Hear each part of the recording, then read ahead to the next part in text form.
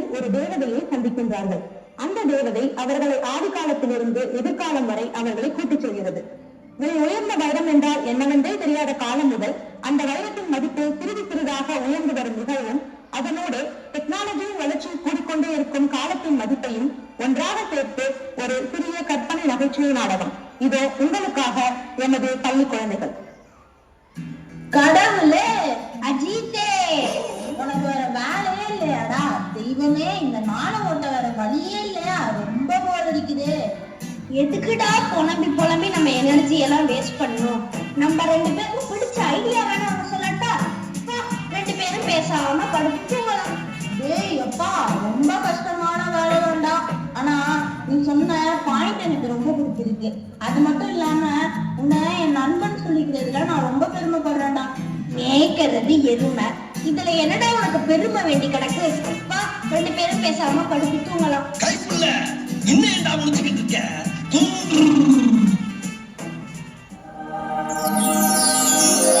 குழந்தைகளே, என்னை கூப்பிட்டீங்களா? யாருமா நீ? பாதி சர்க்கஸ் ஓடி வந்த மாதிரி இருக்க. கடவுளே, இவரை கூப்பிட்டு விட்டு இப்ப யாருன்னு தெரியலன்றீங்களே. சரி விடுங்க, நான் தான் உங்களுக்கு சில பல அதிசயங்களை காட்ட போற தெய்வம். என்னது தெய்வமா? சரி, இப்ப விஷயத்துக்கு போவோம்.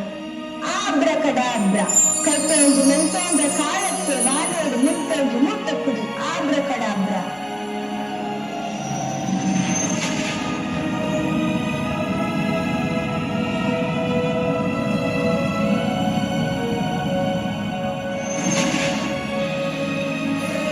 என்ன இடம் இது?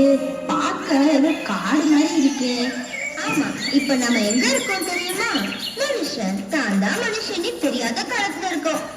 அப்படியா? அப்படி எல்லா காலத்துல இருக்கும். அக்கடி சொல்லு. இப்போதெல்லாம் நமக்கான உணவை இப்படி சுட்டு சாப்பிட்டாதான் வயிறு செரிமானமே ஆகுது, சரிதானே? சரிதான். இந்த கற்களை தேய்ச்சி என் கையெல்லாம் வலிக்குது. நெருப்பே வரல. இது வேலைக்காகாது. வேற ரெண்டு கல்லெடு. டேய் போகா, இந்த கல்ல பாருங்க, பாக்குறதுக்கு ஏதோ வைரக்கல் மாதிரி தெரியுதுல. அட ஆமாண்டா, அது வைரக்கல்லே தான். என்ன செய்யறாங்கன்னு பாப்போம். இது என்ன கல்லு? பார்க்க பல பலன்னு வித்தியாசமா தெரியுது. இந்த கல்லை கூர்மைப்படுத்தி விலங்குகளை வேட்டையாட வச்சுக்கலாம்னு நினைக்கிறேன். என்ன சொல்ற? நீ சொன்னா சரியாதான் இருக்கும். வா, இதனை நம்ம கொண்டாடலாம். அறிவு இருக்காடா உங்களுக்கு?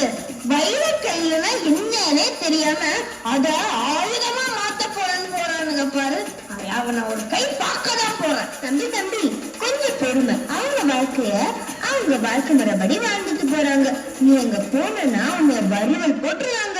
இப்ப நம்மோட அடுத்த காலத்துக்கு போவோம் வாங்க. ஆப்ரகடாப்ரா, கைப்பழந்து மென்தோன்ற காலத்து வானோடு முன்தொன்று மூத்தக்குடி. ஆப்ரகடாப்ரா. ராஜாதிராஜ ராஜகம்பீர ராஜமாதான ராஜகுலத்தில் வேட்டைய மகாராஜா வருகிறார். இதோ வந்துட்டேன். ஓஹா, இவரு நம்ம சந்திரமுகிய போட்டு தந்த வேட்டைய மகாராஜா தானே? ரொம்ப டெரர் பீஸ்டா இவரு. யார் அங்கே? எனது மக்கள் அனைவரும் பஜ்ஜி போண்டா சுண்டல் எல்லாம் சாப்பிட்டு நலமாக இருக்கின்றார்களா? இல்லை மன்னா, பஜ்ஜி கடையில் வாழைக்காய் இல்லையா? சுண்டல் கடையில் பட்டாணி இல்லையா? ஏன் போண்டா கடையில் என்ன கூட காலியாகி விட்டதா? ஆக மொத்தத்தில் நமது மக்கள் பசியோடும் பட்னியோடும் வாடிக்கொண்டிருக்கிறார்கள் மன்னா. நீங்களே பாருங்களேன். என்ன மன்னா? அச்சச்சோ, இவர்கள் இல்லை மன்னா, இதோ இவர்கள் தான். என்னது? வேட்டைய மகாராஜா நாட்டில் உணவுக்கு பஞ்சமா? உங்களை பார்த்தால் எதிரி நாட்டு மன்னனை உளவாளி போல் உள்ளீர்களே. இல்லை மகாராஜா, தங்களுக்கு உதவி செய்ய ஒரு வாய்ப்பளியுங்களே. நாங்கள் வேண்டுமென்றால் ஒரு யோசனை சொல்லட்டுமா? என்ன யோசனை?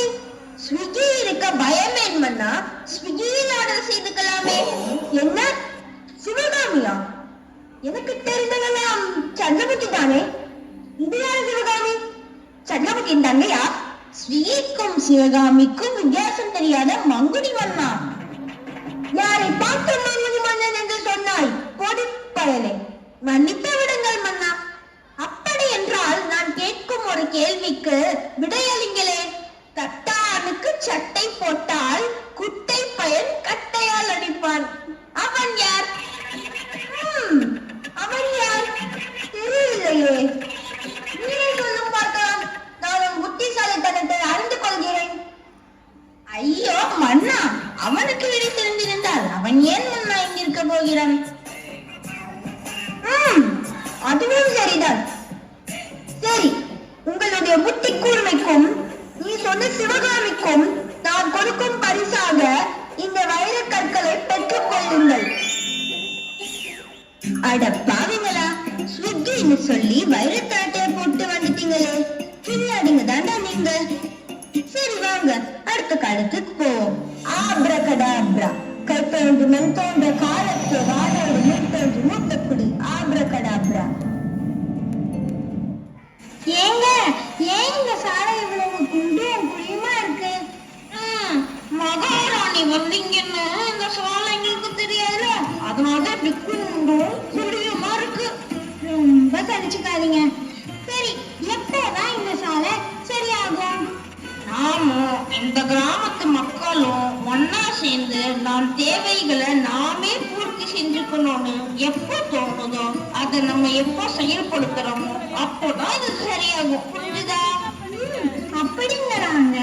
புரிஞ்சுதுங்க. என்னங்க, ஜமீன்தார் மனைவி தளத்துல இருக்கிற வைர அட்டிகையை பாத்தீங்களா? மினுக்குது. எனக்கும் இந்த மாதிரி போட்டுட்டு உங்க கூட பவனி வரணும்னு ஆசையா இருக்குதுங்க. இதுக்குள்ள ஒரு துண்டு பூஜை கிடக்குது, அதை மாத்தவே வழி இல்லையா? இல்ல வேலை அட்டி கேக்குதாமா. ஒரு வைரக்கல்லோட மதிப்பு 4 லட்சம் பெருமானம் பெறும். உங்களுக்கு தெரியுமா? ஓ, அப்படியாங்க. என்னதான் காலம் மாறினாலும் எவ்வளவுதான் டெக்னாலஜி வளர்ந்தாலும் இந்த பொண்ணுங்களுக்கு நகை மேல இருக்கிற ஆசை மட்டும் மாறவே மாறாது. பாத்தியா போகா, இந்த காலத்துல வைரத்தோட மதிப்பு ரொம்ப அதிகமாயிடுச்சு இல்லடா? ரொம்ப நல்லதா போச்சுடா. அந்த ராஜா கொடுத்த வைர முடிச்ச பத்திரமா வச்சுக்கோடா. அந்த தேவதையும் அது மேல ஒரு கண்ணாதாண்டா இருக்காங்க. என்ன சொன்னீங்க? தேவதாண்டா எனக்கு. உங்களை இங்க அழைச்சிட்டு வந்த என்னையே சந்தேகப்படுறீங்களா? காலம் மாற மாற உங்களோட குணங்களும் மாறிக்கிட்டே இருக்கு. கடிகாலம் வருதுன்னு கண் கூட தெரியுது. சரி, நாங்க அடுத்த காலத்தையும் உங்களுக்கு காமிக்கிறேன். ஆப்ரகடாப்ரா, கைப்பொழுது தோன்ற காலத்து வாழோடு முத்தொன்று மூத்தக்குடி. ஆப்ரகடாப்ரா.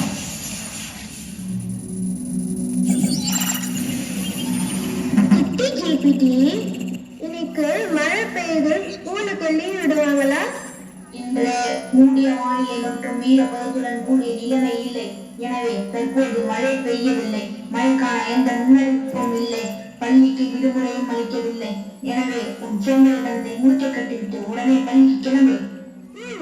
சிட்டி ஜிபிடி, உனக்கு கூட என்ன பார்த்தா பாவமா இல்லையா? இல்லை மட்டையா. அச்சோ, என்னோட சயின்ஸ் மேம் வைரத்தை பத்தி ஒரு அசைன்மெண்ட் கொடுத்திருந்தாங்களே, நான் அதை எழுதவே மறந்துட்டேன். அதை பத்தி எனக்கு டீடைல்ஸ் கொடுக்குறியா? இல்ல, நீ அதை எழுதி பிரிண்ட் அவுட் எடுத்து கொடுக்குறியா? இதோ விண்வெளியில் கண்டுபிடிக்கப்பட்ட அரிதான வகையிலான வைரம் ஒன்று லோன்ஸ்டோலைட் என்ற பெயரில் அறியப்படுகிறது. இது பொதுவாக பூமியில் உள்ள வைரங்களை விட அதிகமாக கடினமானதாகவும் உறுதியானதாகவும் உள்ளது. எனவே விண்வெளியில் அற்புதமான இயற்கை பண்புகளுடையது மற்றும் தொழில்நுட்பத்திலும் பல்வேறு பயன்பாடு கொண்டதாக இருக்கும். இது போதுமா? இல்ல இன்னும் தகவல்கள் வேணுமா? இவ்வளவு விஷயம் இருக்கா? அதுக்குதான் நீ வேணும்னு சொல்றது. சிட்டி ஜிபிடி வாழ்க, சிட்டி ஜிபிடி வாழ்க, சிட்டி ஜிபிடி வாழ்க. என்ன ஆகா போகா வாயடிச்சு போய் நிக்கிறீங்க? வாய மூடுங்க, இல்ல கொசு உள்ள போயிட போகுது. டேய் போமா, நம்ம கிட்ட சிட்டி ஜிபிடி ஒண்ணு இருந்தா போதுண்டா. நம்ம எக்ஸாமே நாம பாஸ் பண்ணிடலாம். டேய், நாம ரேடியோ, டிவி, மொபைல், ஏன் வாட்ஸ்அப், இன்ஸ்டாகிராம் கூட பார்த்துட்டோம். ஆனா இந்த சிட்டி ஜிபிடிய இப்போதாண்டா பாக்கலாம். இதுக்கு தெரியாதது எதுவுமே இல்ல போல. பசங்களா, காலமும் மனுஷங்களும் மாற மாற டெக்னாலஜியும் மாறிக்கிட்டே இருக்கு. பாத்தீங்களா? சரி, அடுத்த காலம் உங்களுக்காக வெயிட் பண்ணிட்டு இருக்கு. வாங்க போலாம். ஆப்ரகடாப்ரா. கைத்தோன்று மண் தோன்ற காலத்து வாழோடு முன் தோன்று மூத்தக்குடி. ஆப்ரகடாப்ரா.